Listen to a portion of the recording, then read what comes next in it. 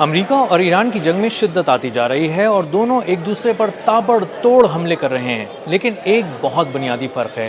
امریکہ جب ایران پر حملے کرتا ہے تو وہ بہت سے مقامات کو نشانہ بناتا ہے، لیکن ایران جب امریکہ کے مفادات پر، امریکہ کی فوجی تنصیبات پر حملہ کرتا ہے تو بہت ہی پریسائز حملے کرتا ہے اور بڑے پیمانے پر نقصان پہنچاتا ہے۔ مختصر حملوں میں بڑے نقصانات کی وجہ سے اس وقت امریکی حکام بہت زیادہ پریشان ہیں۔ ایک کوئک ریویو لیتے ہیں اور دیکھتے ہیں کہ آج امریکہ نے ایران میں کہاں کہاں حملے کیے اور ایران نے امریکہ کے کن مقامات کو نشانہ بنایا اور اس کو کتنے بڑے پیمانے پر نقصان اٹھانے پر مجبور کیا۔ میرا نام اظہر علی خان ہے اور آپ دیکھ رہے ہیں آج کی بات۔ امریکہ ایران میں گزشتہ رات حملے کرتا رہا، مختلف جگہوں کو نشانہ بناتا رہا، فوجی تنصیبات کو مختلف اہمیت کی حامل جگہوں کو نشانہ بناتا رہا، وہاں بمباری کی جاتی رہی اور کچھ ایسی کشتیوں کو بھی نشانہ بنایا جنہیں ایرانی پاسداران انقلاب کی سپیڈ بوٹس کہا گیا، لیکن بعد میں پتہ چلا کہ وہ عام سے انسانوں کی، ملاحوں کی کشتیاں تھیں اور غریب مچھیروں کی کشتیوں کو ایرانی پاسداران انقلاب کی سپیڈ بوٹس کہہ کر تباہ کر دیا گیا۔ اس کے بعد ایران نے ایک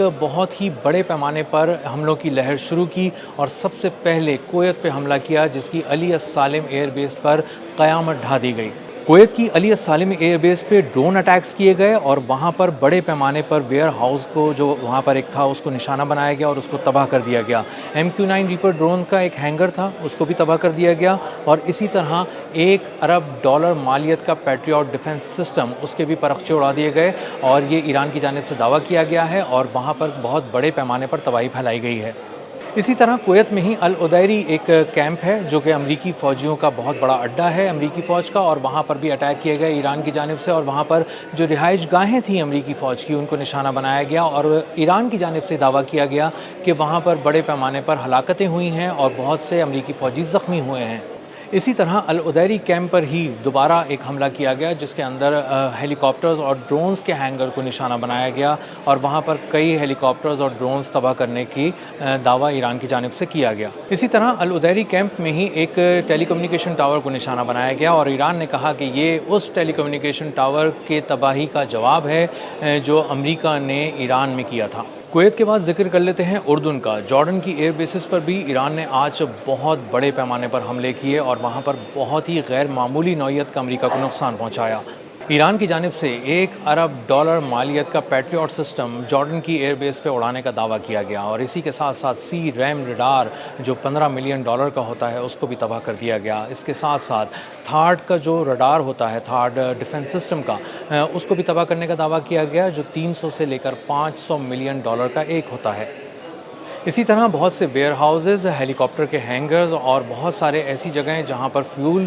رکھا جاتا ہے، ایندھن ذخیرہ کیا جاتا ہے، ان تمام ذخائر کو بھی اڑا دیا گیا۔ کویت اور اردن کے بعد ذکر کر لیتے ہیں بحیرہ احمر کا، جہاں پر ریڈ سی میں 2 آئل ٹینکرز کو تباہ کر دیا گیا۔ حوثیوں نے یہ حملہ کیا، میزائل اور ڈرون اٹیکس کیے اور اس کے ذریعے انہوں نے سعودی عرب کے 2 آئل ٹینکرز کو، بڑے آئل ٹینکرز کو تباہ کر دیا۔ ایک کا نام انسیلیا تھا اور دوسرے کا نام لیلا تھا اور یہ سعودی عرب کا آئل لے کے جا رہے تھے جو ایکسپورٹ کی غرض سے روانہ کیا گیا تھا۔ آبنائے ہرمز کا تذکرہ کرتے ہیں جہاں ایک جہاز تباہ ہو گیا اور امریکہ بظاہر جو بہت سے حملے کر رہا ہے ایران کے خلاف، وہ ایران کی گرفت آبنائے ہرمز پر توڑنے میں مکمل طور پر ناکام نظر آتا ہے اور اب بھی ایران کا ہی کنٹرول وہاں پر نظر آ رہا ہے۔ مکمل طور پر آبنائے ہرمز بند ہے، جہازوں کی آمد و رفت رکی ہوئی ہے۔ ایران نہ اپنی مرضی سے کسی کو آنے دے رہا ہے، نہ امریکہ کی مرضی سے کسی کو گزرنے کی اجازت دے رہا ہے۔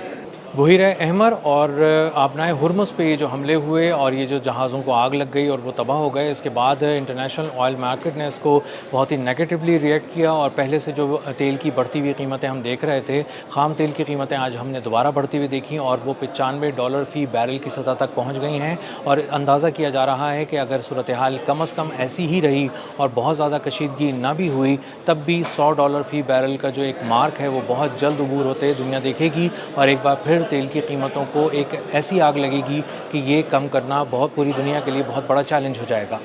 اسی کے ساتھ ساتھ ہم تذکرہ کریں ایران کا، تو ایران نے بہت دو ٹوک الفاظ میں امریکہ کو اور پوری دنیا کو پیغام دے دیا ہے کہ اگر ہمیں تیل کی تجارت نہیں کرنے دی گئی تو خطے کے کسی ملک کو ہم تیل کی تجارت نہیں کرنے دیں گے، پوری دنیا پھر تیل نہیں خرید سکے گی، یہاں سے ہم آبنائے ہرمز سے اور باب المندب سے تیل گزرنے نہیں دیں گے۔ اسی طرح ایران نے یہ بھی واضح کر دیا ہے کہ اگر اس کی شہری انفراسٹرکچر کو نشانہ بنایا گیا، اس کے توانائی پلانٹس کو نشانہ بنایا گیا، اس کے بجلی گھروں کو نشانہ بنایا گیا اور کسی طرح سے اس کے پانی کے ذخائر پر حملہ کرنے کی کوشش دوبارہ کی گئی امریکہ کی جانب سے، تو پورے خطے کے اندر اسی طرح کا جواب دیا جائے گا۔